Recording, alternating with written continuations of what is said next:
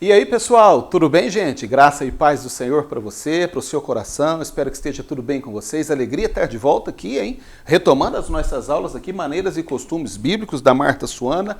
E nós vamos agora para a nossa terceira unidade. Daqui a pouquinho a gente vai estar concluindo já esse nosso livro, né? Maneiras e Costumes Bíblicos, com a quarta unidade, mas hoje a gente, por enquanto, ainda vai ficar na nossa terceira unidade. Agradecer demais a todos aqueles que estão nos acompanhando, que estão fazendo esse curso do IBAD conosco aqui no Polo Liberty Barretos. Alegria ter vocês conosco. Deus abençoe você, a sua casa, a sua vida, enfim, que você possa seguir firme nesse propósito de aprendermos e estudarmos juntos a palavra do Senhor, ok? Lembrando sempre, antes da gente começar as nossas aulas, como a gente faz em todas as nossas aulas, não se esqueça aí de se inscrever no nosso canal. Afinal de contas, se você se inscrever, você vai ter oportunidade de receber os nossos vídeos em primeira mão, aqueles vídeos que nós subimos, você vai estar recebendo em primeira mão e aí vai ser muito legal, porque todas as vezes que a gente subir um vídeo novo, que a gente postar um vídeo novo, você vai estar recebendo aí. Eu estou aqui com meu amigo Juninho Lesquim, que é o nosso cinegrafista, é quem prepara todas as aulas, edita, sobe depois. Agradecer, Juninho. Deus abençoe você, Deus te abençoe por tudo aquilo que você tem feito em prol do reino, na visão de servir ao Senhor. Se não fosse ele, a gente não estava aqui gravando e nem falando. Pessoal,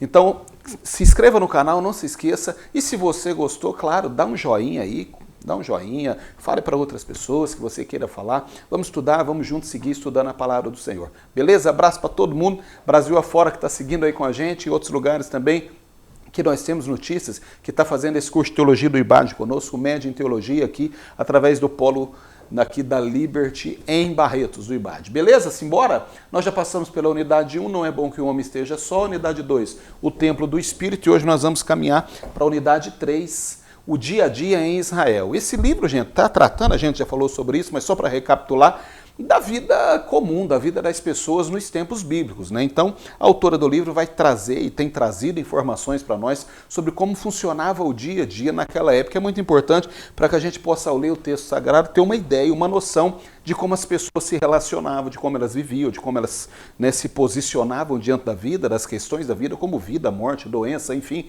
tantas outras coisas. E esse tema de hoje é o dia a dia em Israel, unidade 3, dividida em 3 capítulos. Capítulo 1, habitação, o espaço da família. Capítulo 2, o calendário, o modo de pensar, o tempo.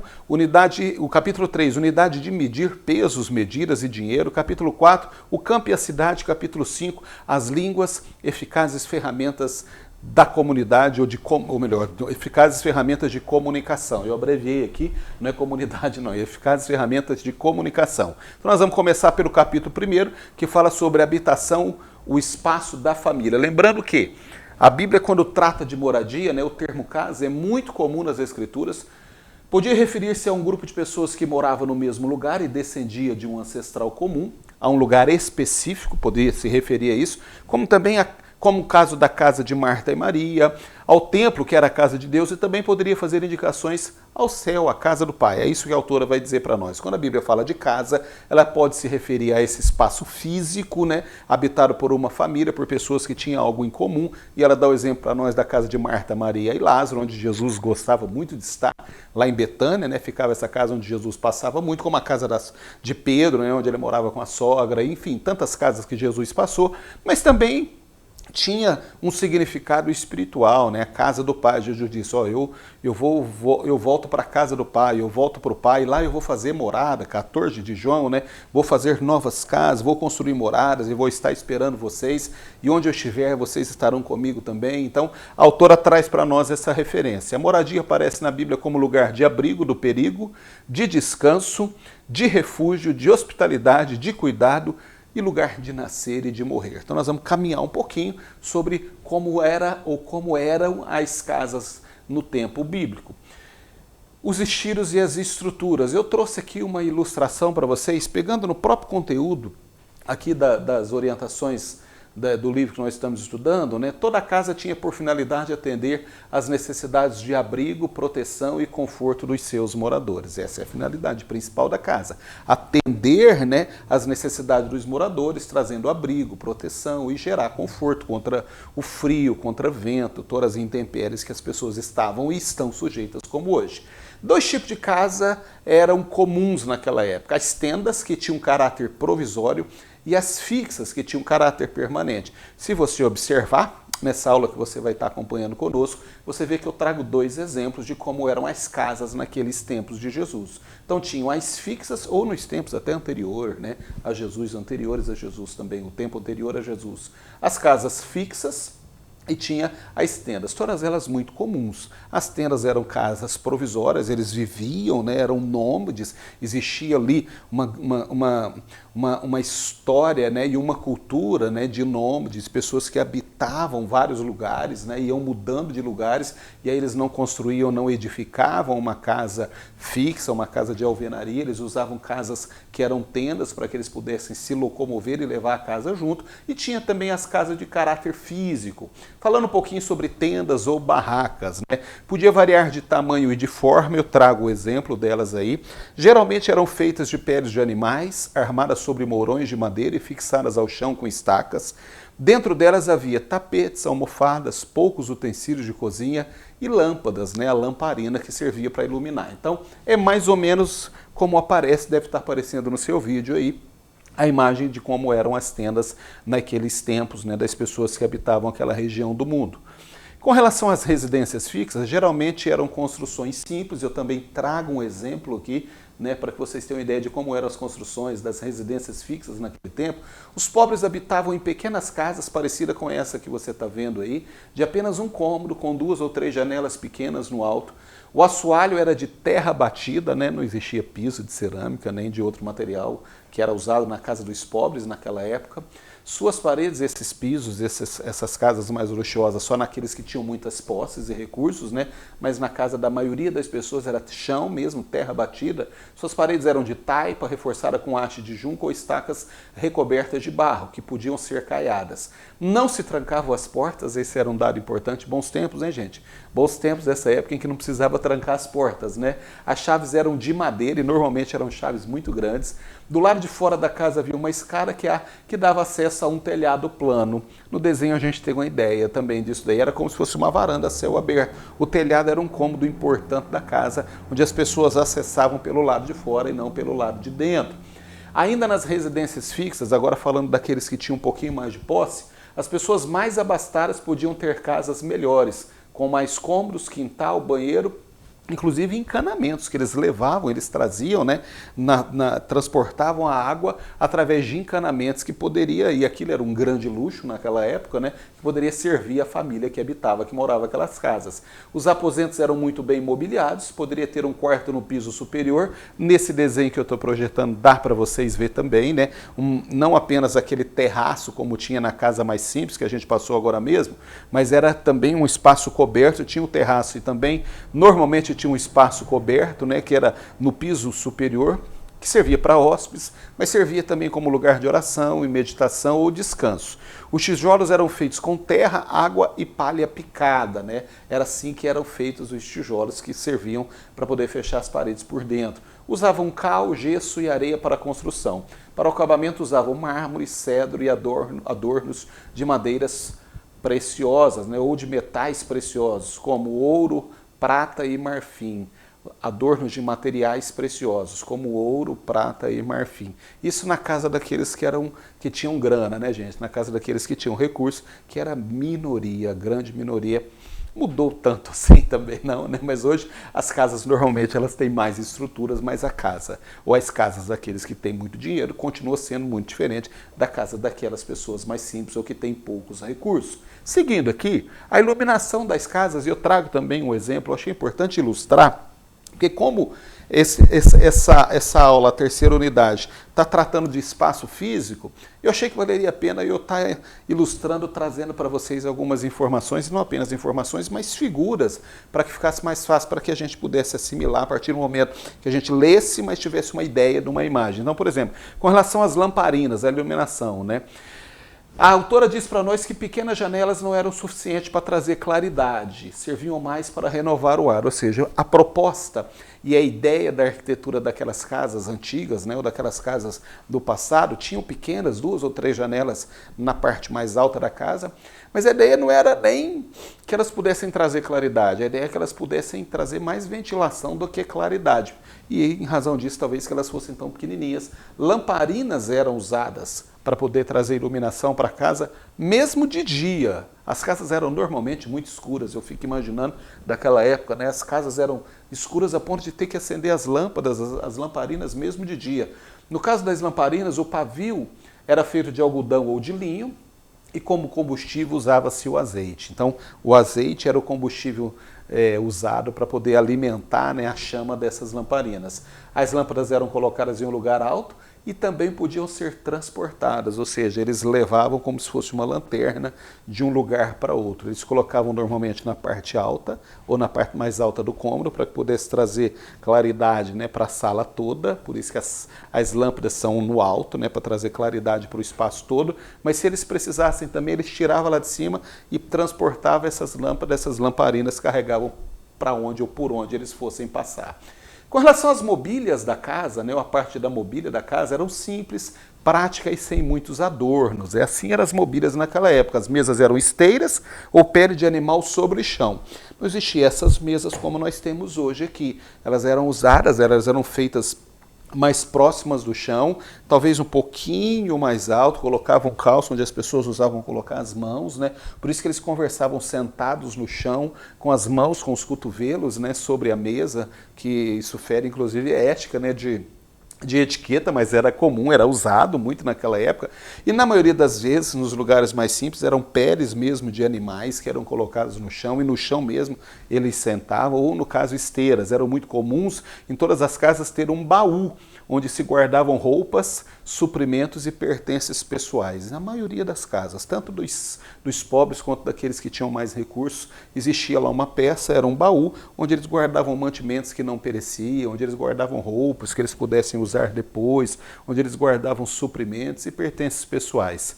As camas eram colchão macio e mais sofisticado para os ricos, e os pobres usavam uma esteira ou apenas também pele de animais. Eu penso que muitas vezes a mesma pele, a mesma esteira que servia de mesa, à noite servia de cama, né, para aqueles que não tinham colchão, para aqueles que não tinham recurso para comprar uma esteira mais elaborada, né, um pouco mais grossa, que desse um pouco mais de conforto. Essas peles e essas esteiras serviam também de cama.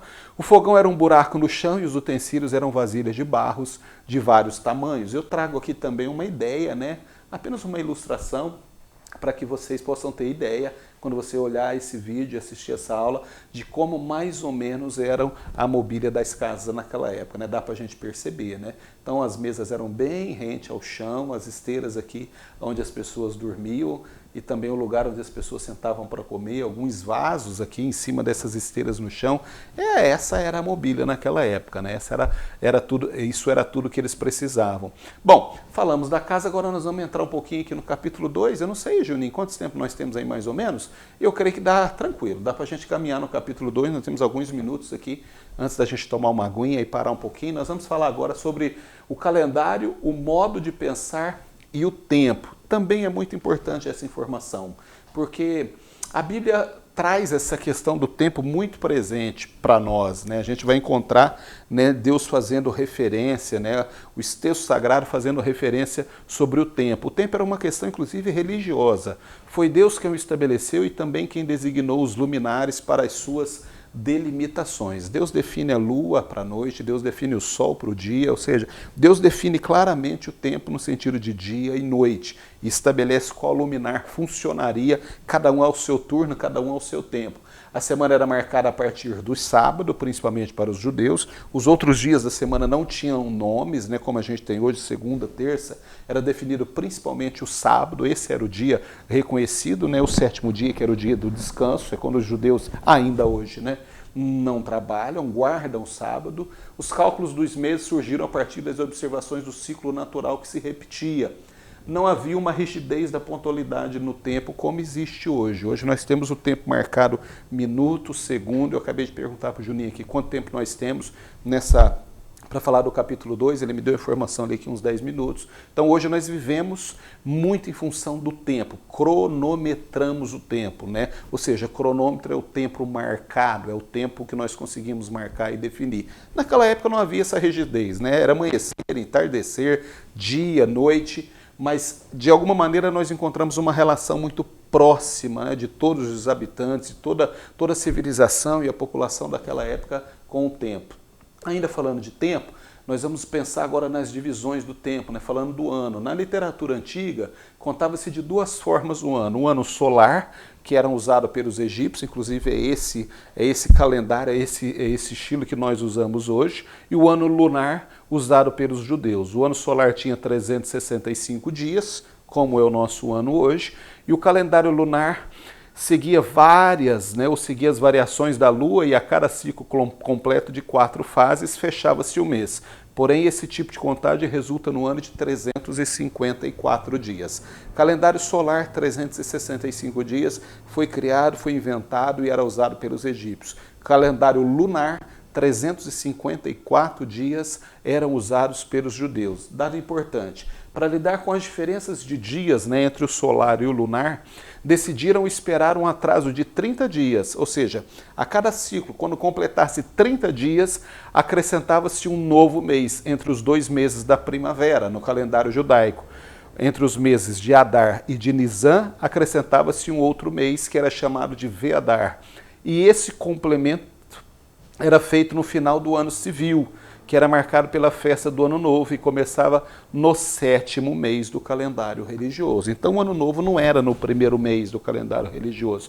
O Ano Novo era marcado, né? Ou seja, o ano civil começava no 7º mês do calendário religioso, e sempre que ocorria ao longo dos anos, acumulava-se alguns anos e tinha esse atraso, né? Ou seja, a cada 3 anos, basicamente, quase 3 anos, tinha um atraso de 30 dias, eles colocavam outro mês no meio, o Veadar ou Veadar, para que o calendário judaico pudesse acompanhar o calendário egípcio, o calendário lunar pudesse acompanhar o calendário solar. Com relação aos meses, as divisões do tempo marcado pelos meses, os meses eram baseados na fase da lua.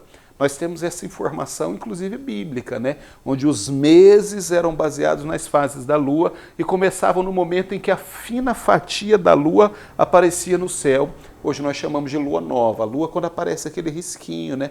Aquela fração, aquele pedacinho da lua aparece no céu, para nós hoje é a lua nova. Ali começava a contagem dos meses, ali era que se baseava os meses. E a autora traz para nós aqui os meses bíblicos e o correspondente no mês atual e o que cada um deles significava. Eu vou dar alguns exemplos, eu não preciso passar todos, mas, por exemplo, no mês bíblico de Abib ou de Nisan, corresponde ao nosso calendário atual, ao mês de março e de abril. Esse mês ou esse período de Abib e de Nisan coincidia, né, ou marcava o início da estação seca. Os meses de Liar ou Ziv corresponde a abril ou maio.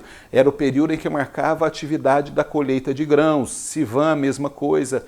Tamuz, de junho e julho, era o período de vigia das vinhas. O mês de Ab, julho e agosto, a colheita das frutas. E por aí vai, né? Por exemplo, Tebet, dezembro a janeiro, era a atividade da semeadura, né? A atividade agrícola correspondente era o período de semear. Quisleu, novembro e dezembro, era o período de arar a terra, antecedia, né, o período de Tebet, que era o período da semeadura. Então os meses eles eram baseados nas fases da lua, que tem a ver com a agricultura, com o plantio, com a pesca, e eles eram definidos ou definia cada atividade agrícola correspondente. Interessante que tem período da colheita das frutas, da colheita das azeitonas, o conserto dos muros do terraço, né? Tisreu e Tanim, que equivale ao setembro e outubro nosso, era o mês que eles usavam para consertar os muros do terraço. É muito importante isso, porque a vida se desenvolvia em torno das fases da lua e os meses eram contados dessa forma. Com relação às divisões do tempo e às estações, que também era muito importante, eles se posicionavam, a vida era dirigida, né, em cima das estações. Eram basicamente duas: chuva e frio, seca e quente. Essas eram basicamente as duas estações. Na chuva fazia frio, na seca era quente. Como a religião era essencial, as festas eram o marco do ano.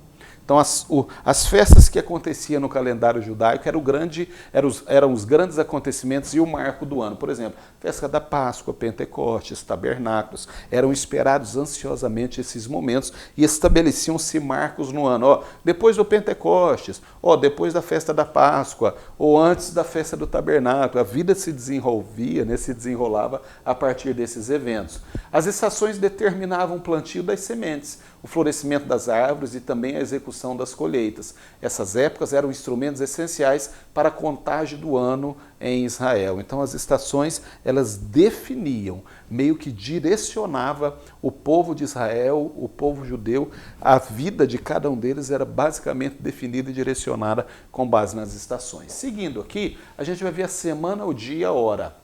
Os dias da semana não tinham nomes, com exceção do sábado, eu disse há pouco para vocês, como nós temos hoje. E eram designados por número, o primeiro dia da semana, o segundo dia da semana, o terceiro dia da semana e etc.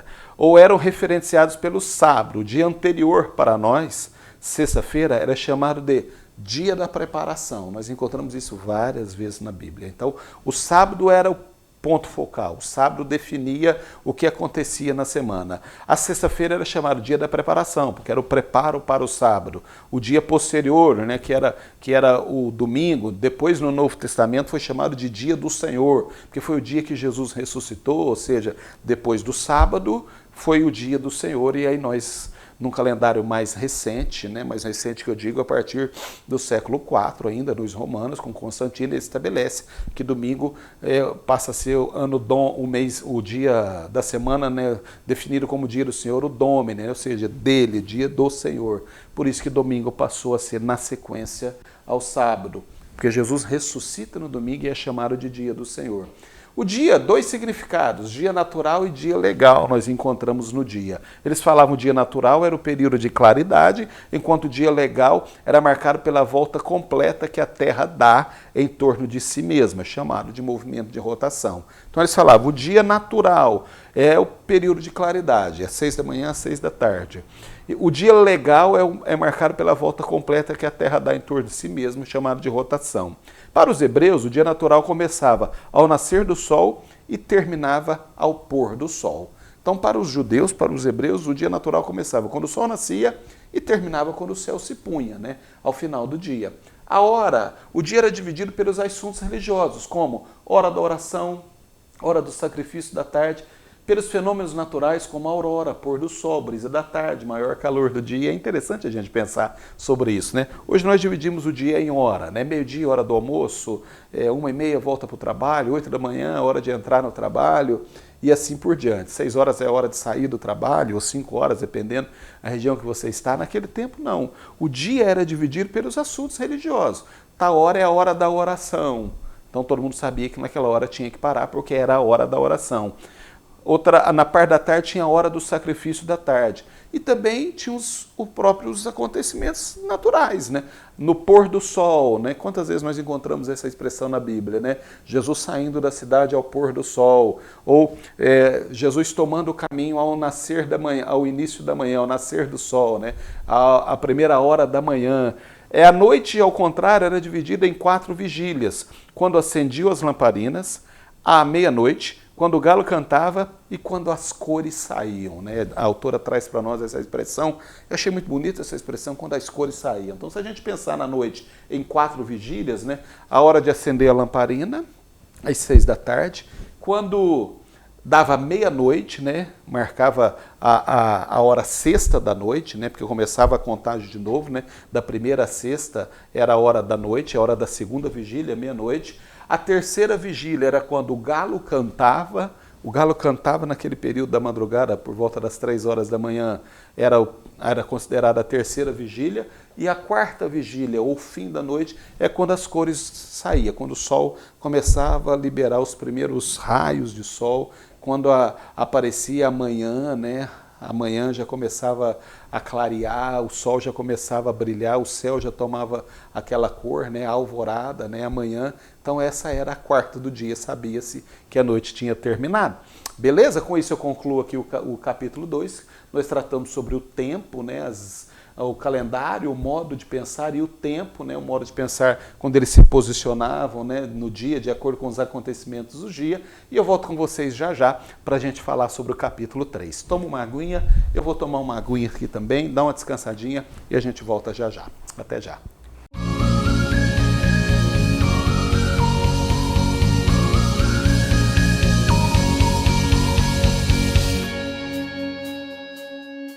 Bom, e aí, pessoal, beleza? Tomaram uma aguinha aí, gente? Deram uma descansadinha? Tô acelerando muito? Acho que não, né? Tá dando para acompanhar?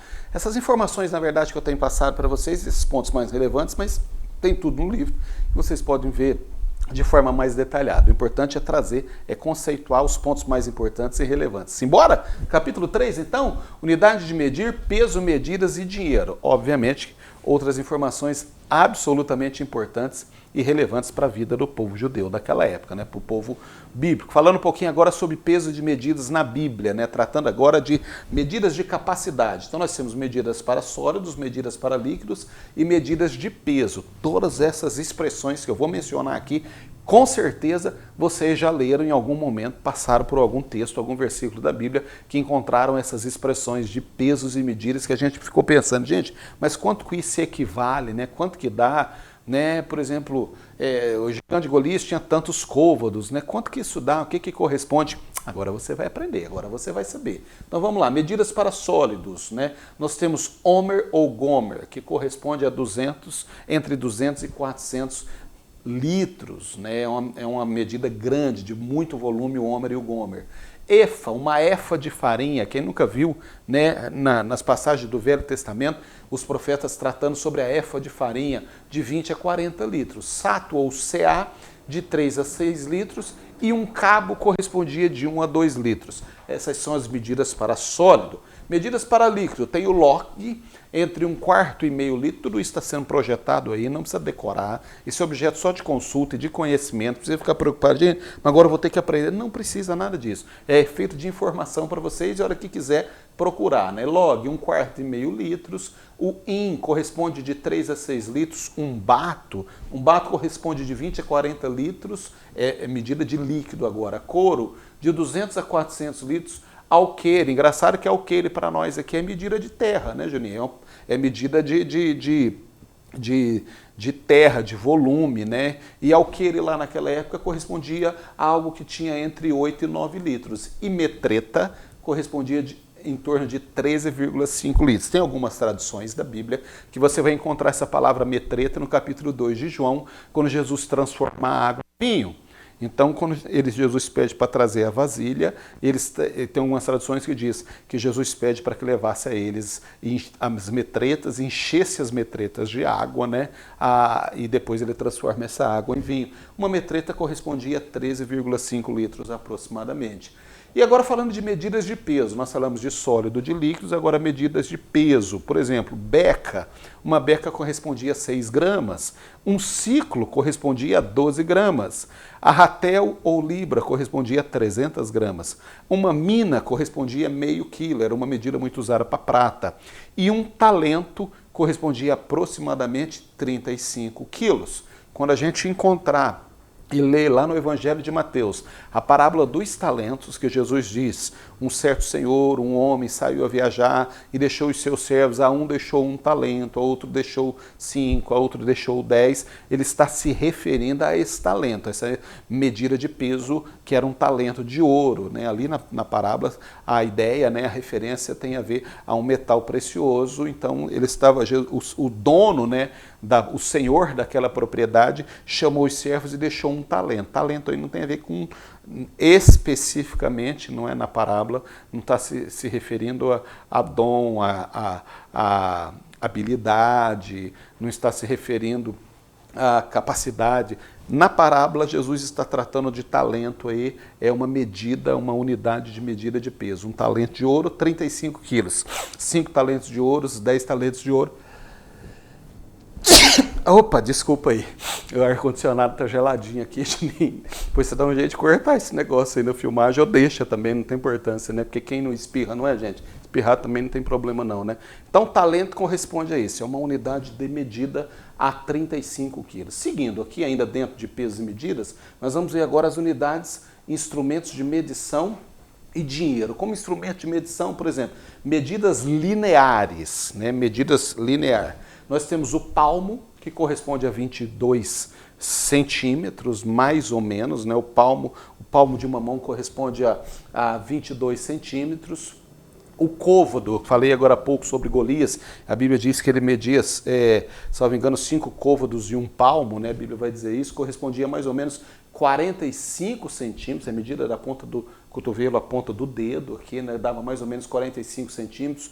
Uma jornada, a gente vê, porque eles caminharam uma jornada de um dia, né? Caminhar uma jornada era equivalente a caminhar, gente, 35 quilômetros.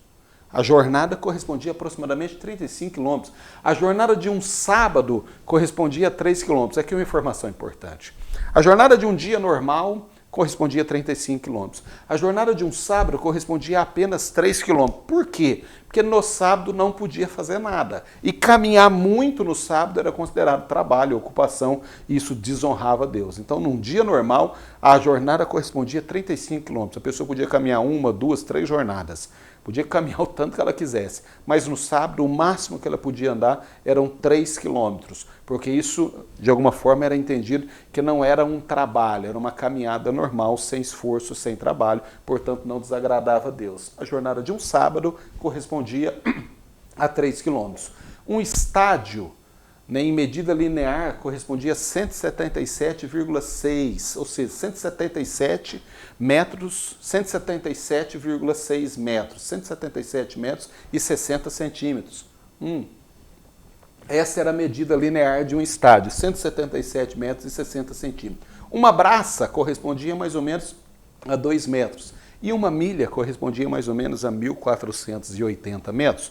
Lembrando que a milha, por exemplo, nos Estados Unidos, eles usam como medida linear não quilômetros, milha. A milha lá é 1.600 metros. Mas a milha aqui na Bíblia, como medida linear, correspondia a mais ou menos 1.480 metros. Como instrumento de medição, para poder medir, né, essas medidas, nós encontramos na Bíblia a cana de medir. Uma cana correspondia mais ou menos a 2,5 metros.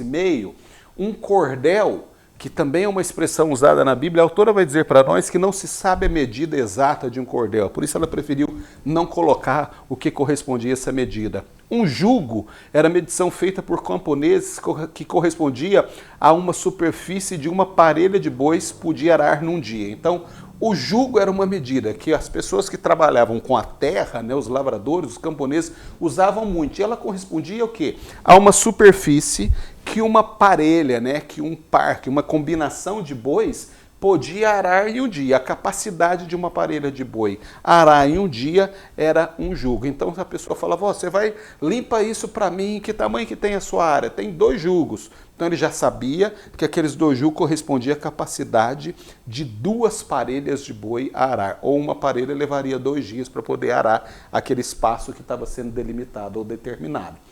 Dinheiro, se tratando de moedas, nós temos os dinheiros ou as moedas romanas, né? Quadrante, oácios, sestércios ou tetradracmas e a mina. Nós temos essas 4 moedas que eram usadas pelos romanos. Quadrante, oácio, sestércios ou tetradracma e a mina. As moedas gregas aparecem na Bíblia, as dracmas, as didracmas, a estáter ou tetradracmas e também a mina. A mina era a moeda de prata. E as moedas judaicas, que tinha pouquinho valor, né, gente? A gente ouve muito pouco falar sobre as moedas judaicas. Tinha o lepton, que significa pequeno ou fino. Na verdade, a moeda, né, corrente naquela época, a mais usada eram as moedas romanas e as moedas gregas, né? O dinheiro romano e o dinheiro grego eram essas as moedas usadas. Bom, falamos com isso aqui sobre pesos e medidas e as unidades de medir. No capítulo 4, ela vai falar um pouco sobre a vida no campo e a vida na cidade, né? O campo, nos tempos bíblicos, de cada 10 pessoas, 9 moravam no campo. Ou seja, a cada 10 pessoas, 9 tinham a vida no campo.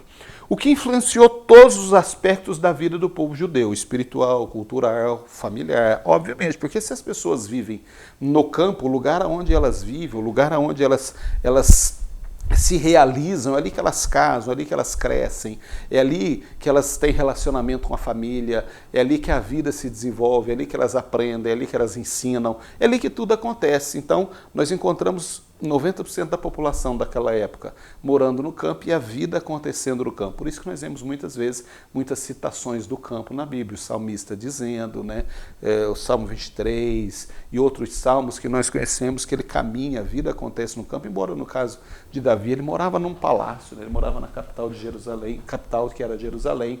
A cidade, outro lado da realidade espacial dos israelitas, foi a zona urbana, com uma população muito menor do que no campo, serviam basicamente como apoio à população rural. Então, as cidades naquela época, onde, segundo a autora, tinha aproximadamente 10% das pessoas só vivendo, na verdade, essas pessoas que viviam na cidade, elas viviam para atender a população rural, ou seja, os comércios, as atividades de troca, de escambo, as pessoas produziam no campo e levavam para a cidade para poder trocar por outras coisas ou para comprar algumas coisas que ela precisava. Ou seja, a cidade era uma comunidade que viviam em função das pessoas que moravam no campo, era só para atender as demandas e as necessidades dos moradores do campo.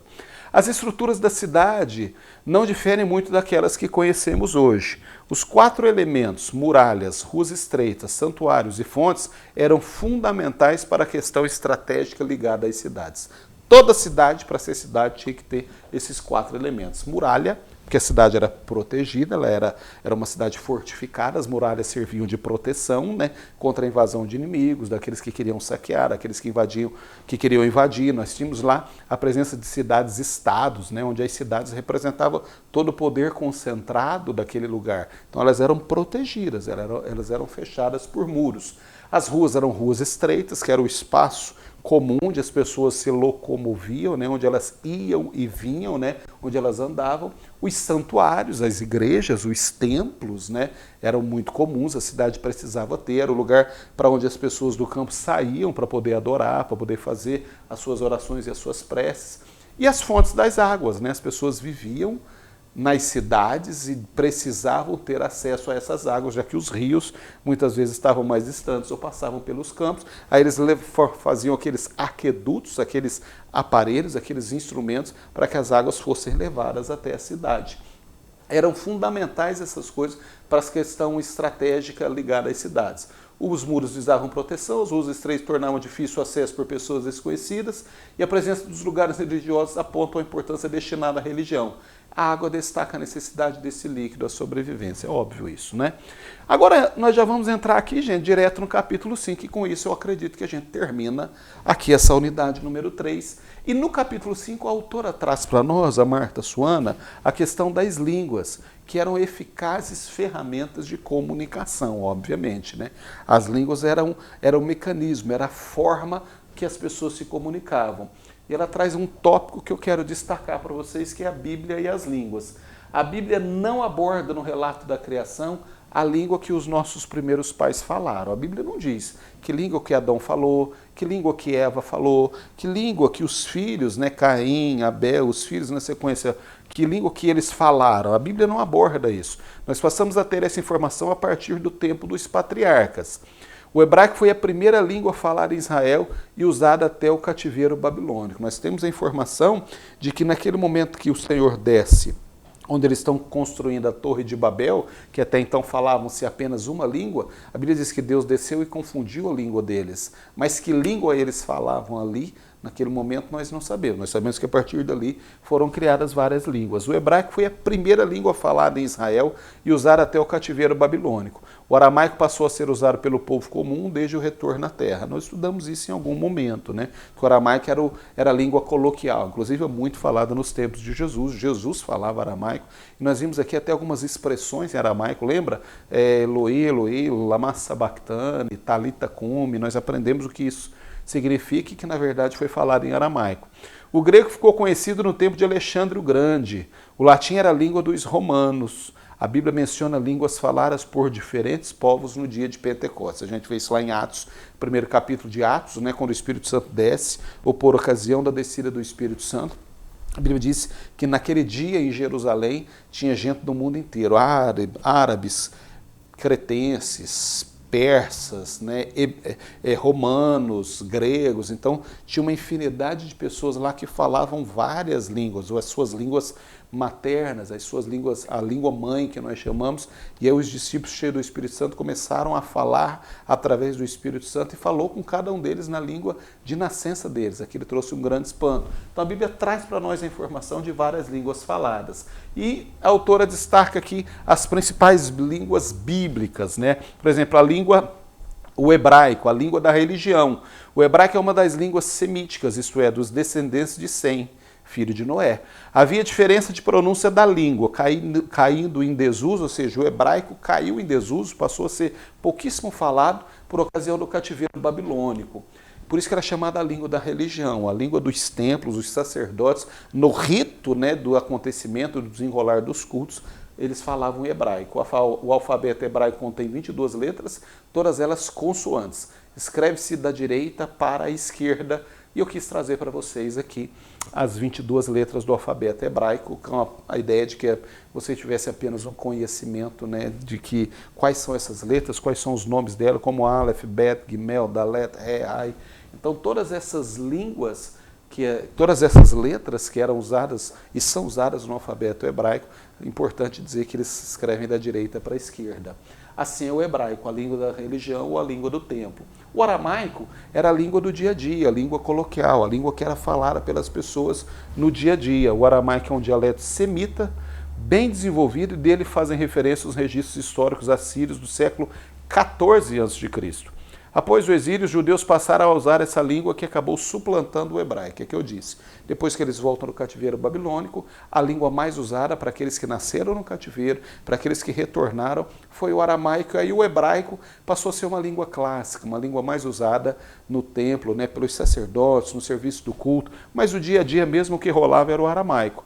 Após o exílio, então, eles passaram a usar essa língua de forma mais consistente. Falada por Jesus e pelos cristãos, havia diferença de pronúncia de uma região para outra. É obviamente que aí tinha as influências dos sotaques regionais, né? Cada região tinha a sua maneira própria de falar. O aramaico, no entanto, era perceptível, era compreensível dentre todas as pessoas, com diferença de entonação e de acento, e esses são as letras que fazem parte também do aramaico, né? O kaf, o iod, o tet, het, saim, o al, ri, dalet. Então todas essas letras que eu projeto aí para vocês, você vai ver, a hora que você vê essa aula, você vai poder acompanhar aí, são as letras e a maneira que se escreviam as letras do dialeto aramaico. Apenas para informação, tá, gente? Para conhecimento e cultura teológica aí de vocês e para a cultura geral. Aí vem o grego. A língua grega é oriunda dos fenícios. A maior influência foi com Alexandre o Grande, que a impôs sobre os povos conquistados. Então esse cara, nós estudamos sobre ele quando nós falamos dos impérios romanos lá. O Alexandre o Grande foi o homem que revolucionou o mundo, ainda muito jovem, né?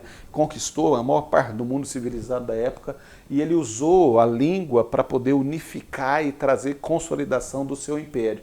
E o grego era a língua falada e imposta por Alexandre, era a língua comercial. Todo o Novo Testamento foi escrito em grego. No dia do Novo Testamento ela era usada pelos intelectuais e pela classe alta no comércio internacional. É como se fosse mais ou menos o inglês hoje. A língua comercial, a língua que em qualquer lugar do mundo que você chegar, se você falar em inglês, você vai conseguir se comunicar, porque as pessoas, de modo geral, aprendem uma segunda língua, e a segunda língua é o inglês, que eles vão aprender para se comunicar. Assim era o grego, e aqui são as letras do alfabeto grego, né? Alfa, beta, gama, delta, y, zeta, eta, teta. Então nós vamos ver aí todas as letras que compõem o alfabeto grego, algumas delas, inclusive, são nossas conhecidas, né, familiar para nós, né, quando a gente fala do beta, do y, do ômega, né, do alfa, são nossas, né, conhecidas aí de pronúncias do dia a dia, embora nós não as usamos como letras ou como vocabulário. E aí vem o latim também, que é uma outra língua que a Bíblia menciona, que foi falada na época, né, que fala aqui que era a língua do tribunal, né? Se o hebraico, a língua da religião, a língua dos templos, o aramaico, a língua do dia a dia, o grego, a língua clássica, a língua comercial, o latim era a língua do tribunal, a língua jurídica. Ainda hoje, o nosso direito, o direito brasileiro, que é oriundo, né, que tem a sua raiz no direito romano, nós encontramos muitas expressões do direito que nós usamos hoje, como por exemplo data venia, como por exemplo fumus bonis iuris, como por exemplo ad literam, são todas expressões em latim, né, que tomou-se do latim porque era usado já, era falado naquela época nos tribunais e veio atravessando os séculos e os milênios e são ainda usadas hoje. Então, o latim é chamada língua do tribunal. Era usado pelos antigos romanos, já que a sua origem está nos povos que habitavam a região central da Península Itálica. Com a ascensão do Império Romano, esse idioma foi disseminado largamente, ou seja, passou a ser falado em vários lugares. O latim era a língua dos tribunais e da literatura romana. Inclusive, o latim foi quem influenciou, né, a língua, o nosso português. Então, o português, o francês, o espanhol, são todas línguas de origem latina. O italiano, obviamente, né, são todas as línguas que têm a sua raiz no latim. O latim foi a língua que originou todas essas outras línguas de raiz latina. E algumas expressões originais do latim ainda hoje são muito usadas, principalmente nos tribunais, naqueles que operam o direito, aí nos operadores do direito, né, advogados, promotores, juízes, no dia a dia usa muitas expressões em latim para poder trazer, né, ao contexto do processo, para poder trazer informação processual, usa-se expressões que têm significado e relevância ainda no mundo do direito. Esse é o latim. Bom, com isso, gente, eu estou aqui concluindo com vocês a unidade 3. Falei agora aqui, nessa última parte, no capítulo 5, as línguas eficazes, ferramenta de comunicação. Então, nós a importância das línguas, o hebraico, o aramaico, o grego, e encerrando com o latim. E a gente vai aqui para a unidade 4, né, que vai tratar sobre não só de pão viverá o homem, e essa unidade 4 está funcionando, não só de pão viverá o homem, e essa unidade 4 vai encerrar todo esse livro de maneiras e costumes bíblicos da Marta Suana. Mas a gente não vai ver essa unidade 4, nem só de pão viverá o homem hoje, não. Eu volto com vocês depois. Eu termino aqui a unidade 3, agradecendo a paciência, agradecendo por vocês estar juntos, por estarmos juntos aqui nesse momento, nesse tempo, estudando esse assunto tão importante, né, de relevância cultural, né, trazendo cultura teológica, né, cultura de vida, cultura para a nossa vida e para o nosso entendimento, como é bom e como é importante a gente poder estudar e conhecer um pouco mais da palavra do Senhor. Deus abençoe você, Deus abençoe a sua casa. Eu quero que as mãos do Senhor estejam sobre a sua vida, te abençoando, guardando, protegendo.